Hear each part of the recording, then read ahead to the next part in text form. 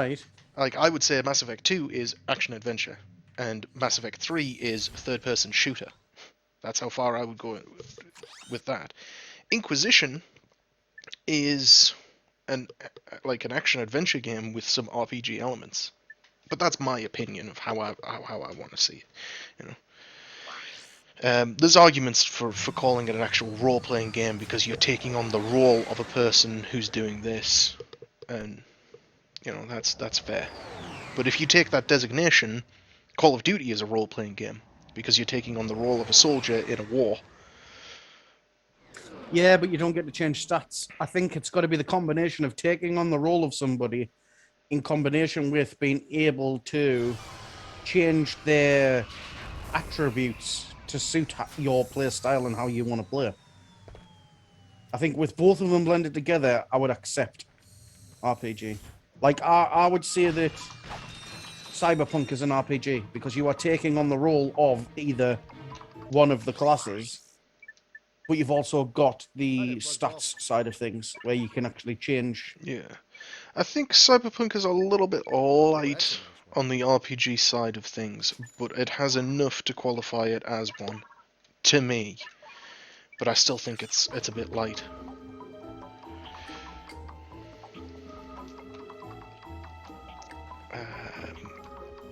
Oh yeah, where do I go? Here. Go to missile cruiser.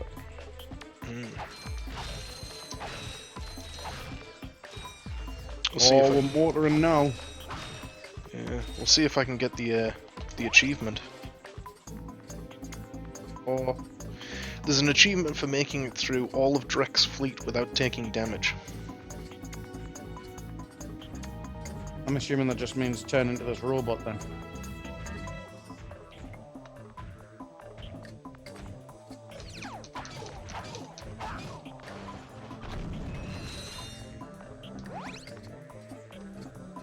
Actually, I'm pretty sure sections of this here were reused in 2016, but it wasn't technically the same.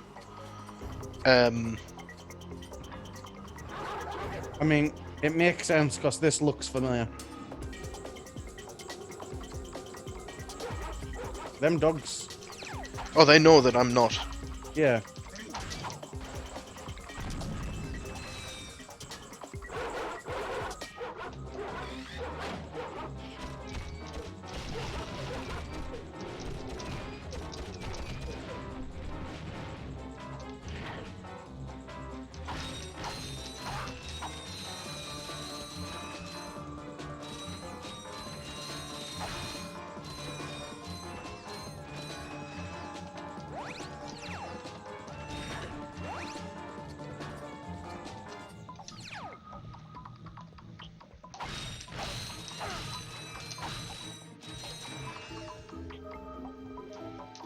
So there is one skip that I know how to do.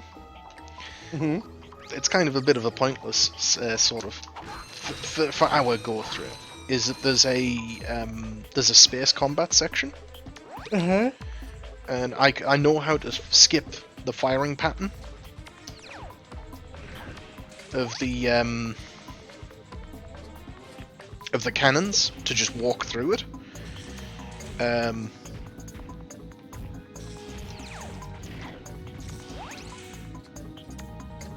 But yeah, we'll do the space combat section anyway. We haven't done any like tricks like that so far, so why start now?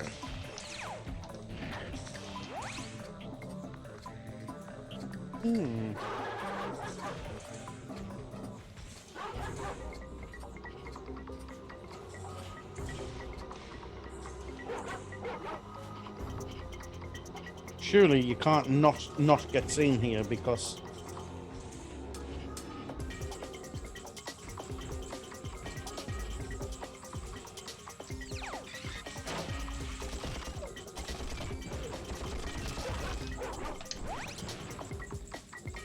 okay.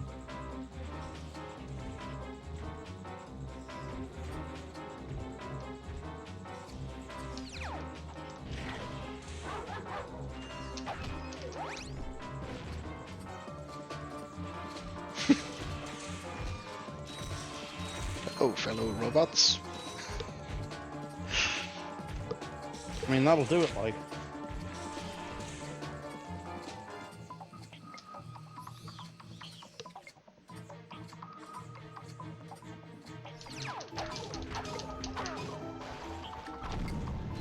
I think there's another achievement for killing all of the robots on the way.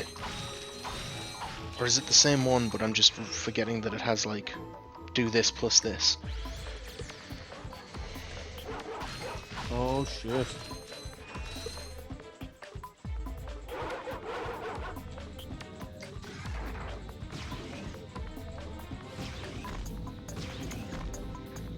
This is it, though. This is the second or final stage.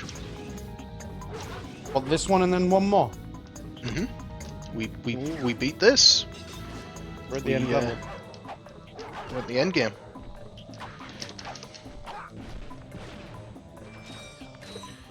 God, the wrench is still such a useful tool.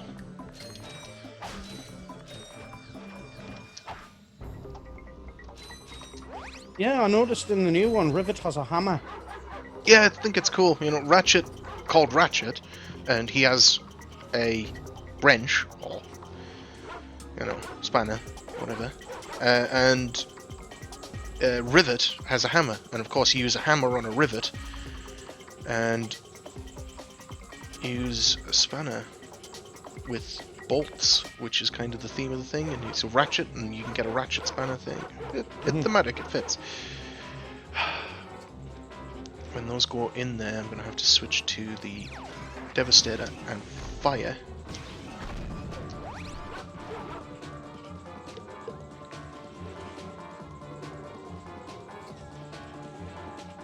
Do not worry, fellow robots.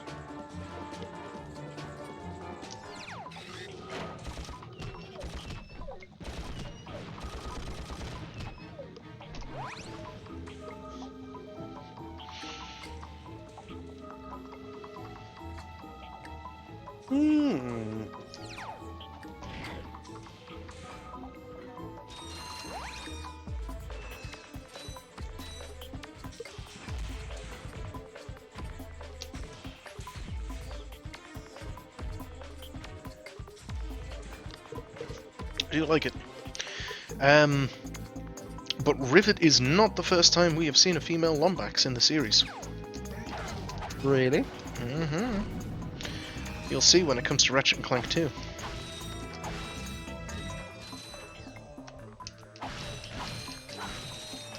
I'm gonna be. I thought Ratchet was the only Lombax left. No. I'll talk about this.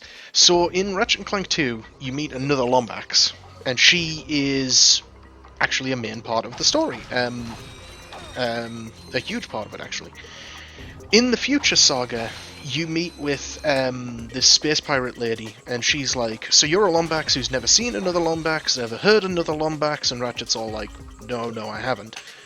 But later on in the Future Saga, there's actually a news report where the news reporters are like, say, you keep saying Ratchet's the last Lombax, but we know about this other Lombax who's gone missing and we can't seem to find. And one of the news reporters is like, now hold up a second, we didn't, like, you know, she doesn't have a tail, how can she be a Lombax? And it's like, the other news reporter's like, well, many creatures, their male and female parts don't share the exact same identical traits, and we also never said that she wasn't a Lombax, or that she was a Lombax. So they kind of admitted that they goofed. I guess it slipped their mind or something, maybe, is the way that I put it, or... But basically, fans were like, hang on a minute, are you retconning that? And then Insomniac themselves was like, no, we're not retconning it, it was a character, we just kind of goofed up, so we're gonna, like, you know, say, you know, we goofed. Sorry, but things are how they are.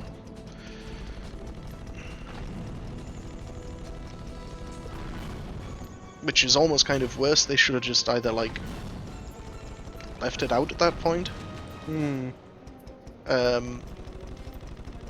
Although I do like Angela Cross, she's a cool character. She's kind of takes, like, the role of... She takes Ratchet's Ratchet Clank 1 role, kind of, in 2.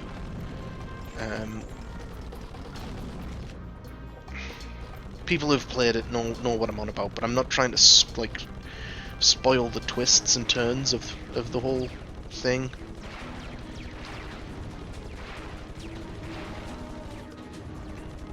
Oh.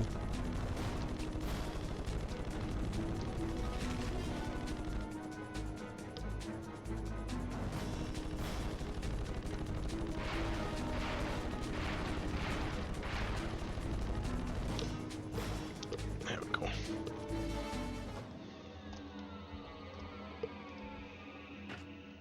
Guessing this means they've stopped firing that blue shit so you can get across now. Yeah, we took out all the turrets, so they're not firing at all now.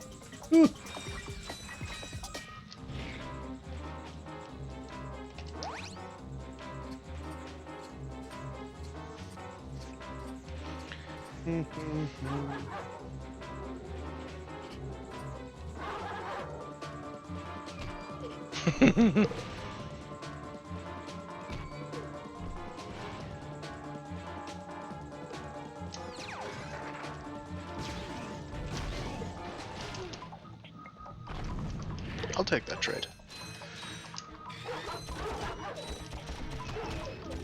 Means I'm not getting squeaky clean though, and I think I literally had squeaky clean all the way up until this point. You did. You definitely did. But I think at least I'll get like silent cruise or something.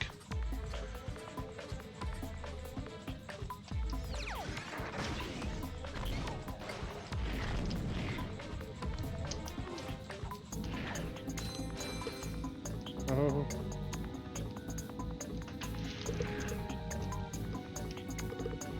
Why is there a gold bolt here? Did I accidentally... I'm getting concerned. Or did they intentionally put one in your path? I cannot remember.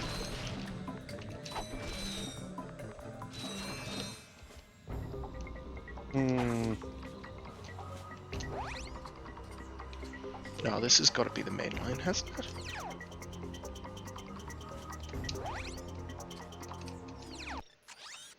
Excuse.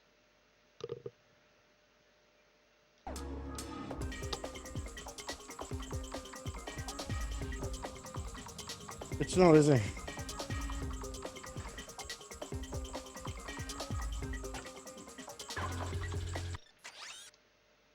Oh, I accidentally went through the wrong door.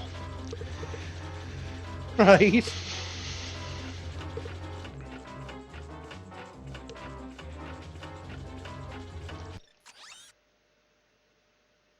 Wait a minute.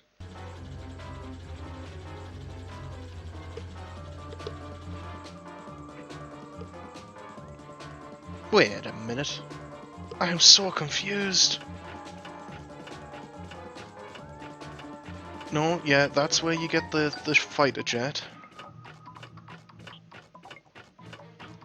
Then you come along here, have to remember that you're upside down, so gravity will affect you if you step on there and it freaks out. You press this, and it inverts you back the correct way.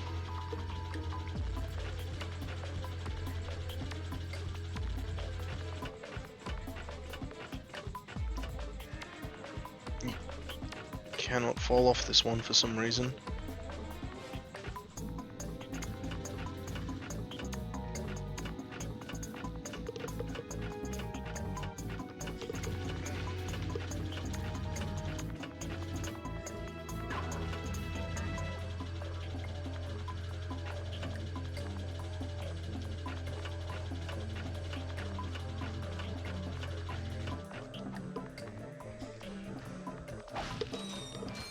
Literally, if I walked through this door, would have got it.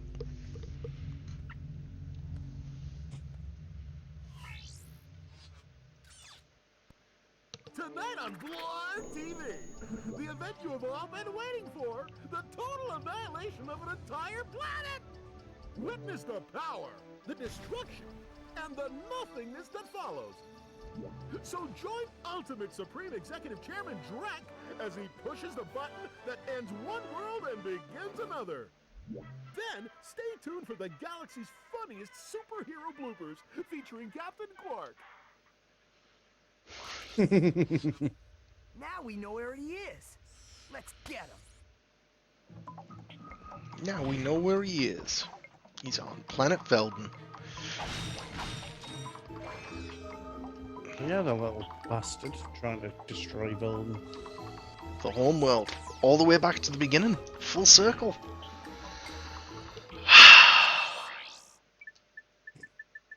I got some So that, assuming that means we're going into the final mission now. This is the final mission. The question is, how do you feel? I've enjoyed the back end of the game more than the beginning of the game. I'll give it that. The game asks. I feel that the game asks quite a bit Oh, that's a nice one. of the player in terms of story because it was thin at the beginning, and it's one of those stories that the further through you get, the more it makes sense, and the thicker it gets, and the payoff at the end, I'll not know for certain, but it looks like it's going in the direction that you're going to get a good payoff. But we'll see.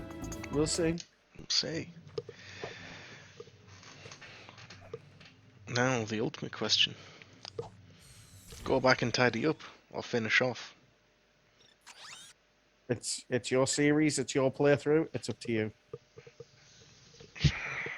Without time constraints, I would love to go and do a full through. But we have time constraints. We do. And with time constraints, that means that we must go commando.